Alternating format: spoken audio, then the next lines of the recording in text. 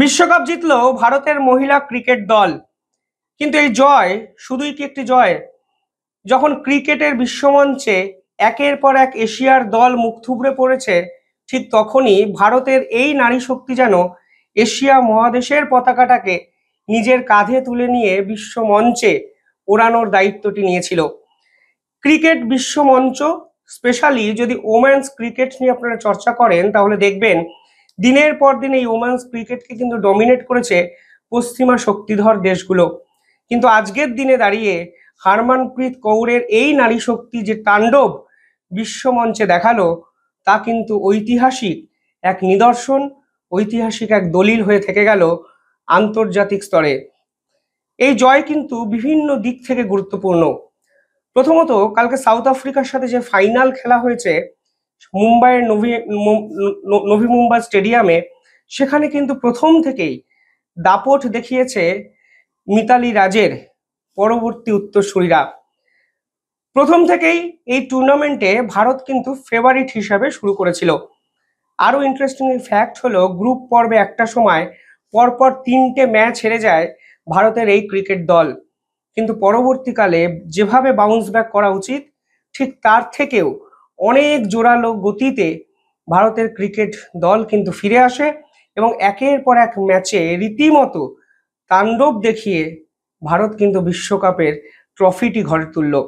সেমিফাইনালে অস্ট্রেলিয়ার মতো প্রবল প্রতিপক্ষকে হারানোর পর সাউথ আফ্রিকার মতো একটি দলকে, যে দল ধারাবাহিকভাবে ক্রিকেটের বিশ্বমঞ্চে 5টা বছর দাপিয়ে বেড়াচ্ছে, তাদেরকে হারানো নিঃসন্দেহে আপনাকে এই হরমনপ্রীত কৌরের নারী শক্তিকে, এই দলটাকে কিন্তু গুরুত্ব দিতেই হবে, ক্রেডিট দিতেই হবে।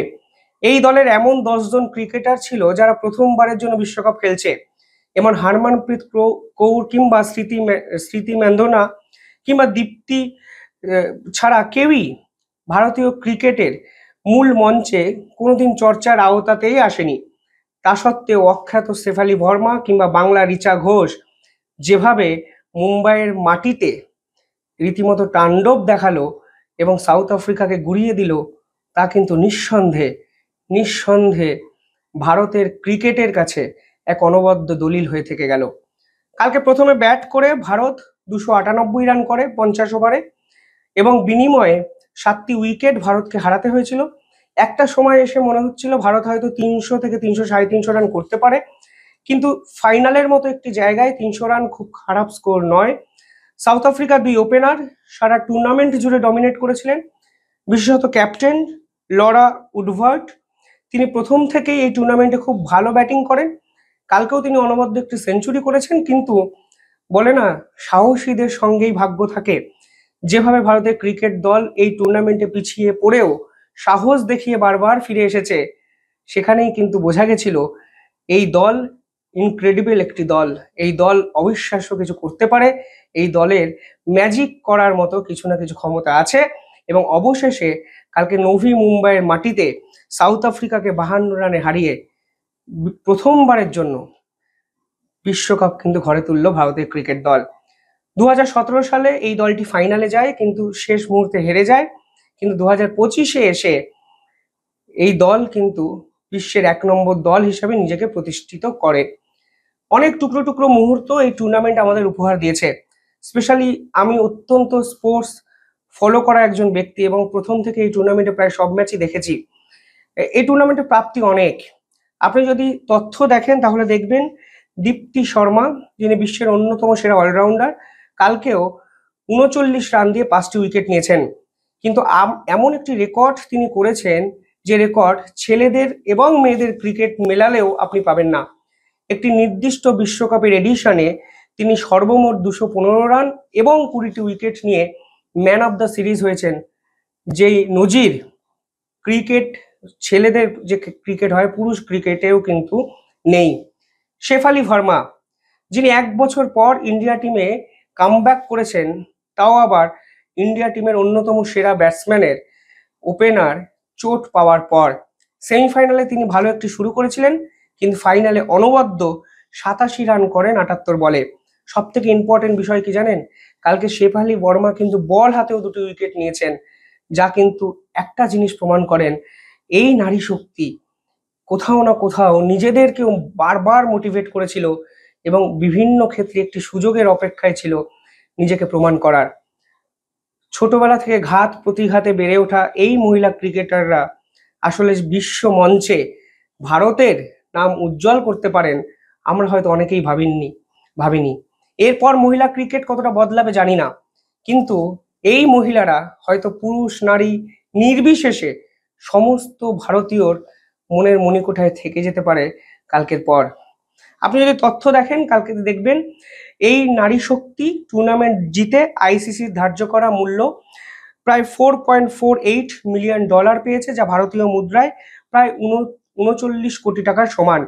রানার্স আপ সাউথ আফ্রিকা পায় $2.24 মিলিয়ন, যা ভারতীয় মুদ্রায় প্রায় 20 কোটির কাছাকাছি। আগের বার যে ওয়ার্ল্ড কাপ হয়েছিল সেখানে কিন্তু অস্ট্রেলিয়া চ্যাম্পিয়ন হয়ে পেয়েছিল $1.39 মিলিয়ন।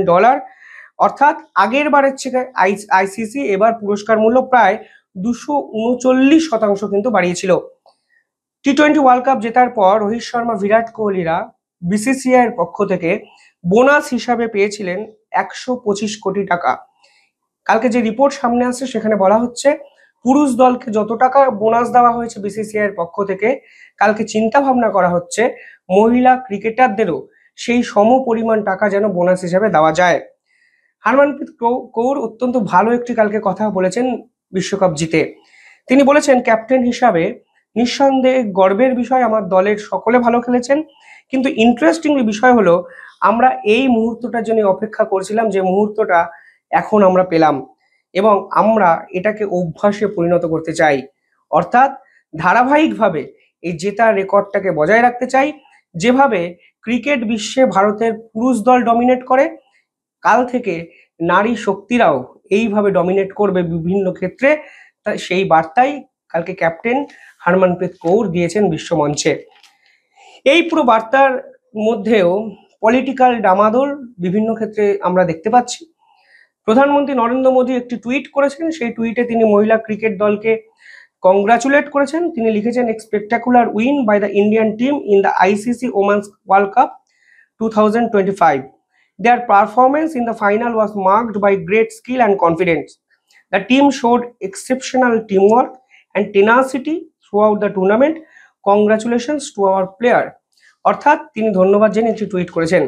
ইন্টারেস্টিং ফ্যাক্ট হলো বাংলার মুখ্যমন্ত্রী মমতা বন্দ্যোপাধ্যায় একটি টুইট করেছেন, যা নিয়ে রাজনৈতিক তর্ক তরজা ফের চরম জায়গায় পৌঁছলো। বিজেপি ওয়েস্ট বেঙ্গল সেই টুইটটিকে রিটুইট করে লেখেন, oh my god, they were playing till 12. You had told them to be home by 8 PM. অর্থাৎ দুর্গাপুর কাণ্ডের পর মুখ্যমন্ত্রী মমতা বন্দ্যোপাধ্যায় বলেছিলেন যে মেয়েদের হয়তো 8টার মধ্যে ঘরে ঢুকে যাওয়া উচিত, মানে এই ধরনের একটি স্টেটমেন্ট দিয়েছিলেন। সেই স্টেটমেন্ট কালকে রিটুইট করে বিজেপি ওয়েস্ট বেঙ্গল মনে করিয়ে দেয় যে আপনি মহিলাদের 8টার মধ্যে ঘরে ঢুকতে বলেন, কিন্তু তারা তো 12টা অবধি মাঠে খেলে বিশ্বকাপ জিতলো। ফলে সব মিলিয়ে রাজনৈতিক তর্ক তরজা ভারতের রাজনীতিতে ফের ফিরলো এবং দুর্ভাগ্যের বিষয় আপনাকে অ্যাকসেপ্টও করতে হবে যে মহিলা বিশ্বকাপকে কেন্দ্র করেও আমরা কিন্তু বিভিন্ন ক্ষেত্রে রাজনৈতিক এই তর্ক তরজায় জড়িয়ে পড়লাম বিভিন্ন ক্ষেত্রে। যাই হোক, যদি এশিয়ার সাপেক্ষে এই জয়টাকে আপনারা ভাবেন তাহলে দেখবেন এই বিশ্বকাপে একটি ম্যাচও জিততে পারেনি পাকিস্তান। বাংলাদেশ সর্বসাকুল্যে একটি ম্যাচ জেতে এবং ভারতের সঙ্গে বৃষ্টিতে সেই ম্যাচটি ভেস্তে যায় পরবর্তীকালে, কিন্তু জেতার জায়গায় বাংলাদেশ ক্রিকেট দল ছিল না। যেখানে বাংলাদেশে এই মুহূর্তে এখন মহিলাদের হিজাব এবং বোরখা পরিয়ে রাখার আন্দোলন চলছে, ঠিক সেখানে ভারতের নারী শক্তির এই জয় এশিয়া মহাদেশের যে রাজনৈতিক চিন্তাধারা সেটাকেও যে বদলে দিতে পারে তার বলার অপেক্ষা কিন্তু রাখে না। এই মুহূর্তে শুধু বাংলাদেশে যে নারী শক্তির বিপক্ষে, নারী শক্তিকে দমিয়ে রাখার বিপক্ষে আন্দোলন চলছে তা নয়। আপনারা দেখেছেন অপারেশন সিন্দুর পর্বেও ভারতের 2 মহিলা কমান্ডার, ক্যাপ্টেন, তারা কিন্তু পাকিস্তানের সেনার বিপক্ষে একের পর এক প্রেস কনফারেন্সে ঝড় তুলেছেন। এবং কিছুদিন আগে ভারতের রাষ্ট্রপতি Droupadi Murmu Rafale fighter jet উড়িয়েছেন কিন্তু এক ভারতীয় নারী পাইলটই। অর্থাৎ যেভাবে ভারত নারী শক্তিকে বিশ্বমঞ্চে বারংবার এগিয়ে দিচ্ছে, তার রেজাল্ট ভারতীয়রা হয়তো আন্তর্জাতিক স্তরে পাচ্ছে, কিন্তু পাশাপাশি এটা কিন্তু এক এশিয়া মহাদেশের বর্তমান রাজনৈতিক পরিস্থিতির সাপেক্ষেও গুরুত্বপূর্ণ বার্তা যে আমাদের দেশের নারী শক্তি বোরখা কিংবা হিজাব পরে ঘরে বসে থাকার জন্য নয়। তারা পারলে বিশ্বকাপও জেতাতে পারে, তারা পারলে অপারেশন সিন্দুর ঘটিয়ে পাকিস্তানের একের পর এক এয়ারবেসও চুরমার করে দিতে পারে, কিংবা তারা চাইলে রাফায়েলের মতো যুদ্ধ বিমান বিশ্বমঞ্চে ওড়াতে পারে। নিঃসন্দেহে একটি ভালো বার্তা। তবে ইন্টারেস্টিং ফ্যাক্ট হলো, কালকে পাকিস্তানের পক্ষ থেকে কেউ ট্রফি চুরি করার জন্য মাঠে ছিল না, কারণ তারা গ্রুপ পর্বে একটি ম্যাচ জিততে না পেরেই ঘরের মেয়ে ঘরে ফিরে যাওয়ার মতো পাকিস্তানে ফিরে গেছিল। ফলে ট্রফি চোর মাঘভি এশিয়া কাপে যেভাবে ট্রফি চুরি করে পালিয়েছিলেন, সেই সুযোগই কালকে পেলেন না। পাকিস্তানের কাছে হয়তো এটাই একটি নৈতিক জয় যে তারা ট্রফি চুরি করার জায়গায় পৌঁছাতে পারেননি। যাই হোক, আপনারা কিভাবে দেখছেন পুরো বিষয়টি কমেন্টে জানাবেন। আর all credit goes to Indian women's cricket team. Salute সকলকে, সাপোর্টিং স্টাফ, সমস্ত ভারতীয়দের এটা জয়। এবং আমার দৃঢ় বিশ্বাস, কালকে থেকে ভারতের ওমেন্স ক্রিকেট নিয়েও আমরা পাড়ার মোড়ে চায়ের দোকানে চর্চা করব। এবং এই জন্যই আজকে এই ভিডিওটা বানালাম। কত ভিউজ হবে, কতজন দেখবেন, কতজন শেয়ার করবেন, আমার কাছে ম্যাটার করে না। আমার কাছে শুধু এটা ম্যাটার করছে যে আমিও হয়তো নারী শক্তির জয়গাথাটা আমার যতটুকু ক্ষমতা, সেই ক্ষমতাটুকু কাজে লাগিয়ে আপনাদের কাছে পৌঁছে দিতে পারলাম। আপনারা যদি একজনও এই ভিডিও দেখে বিভিন্ন ক্ষেত্রে চর্চা করেন, সেটাই কিন্তু আলটিমেটলি নারী শক্তির জয় হবে বলে আমার ব্যক্তিগত অভিমত।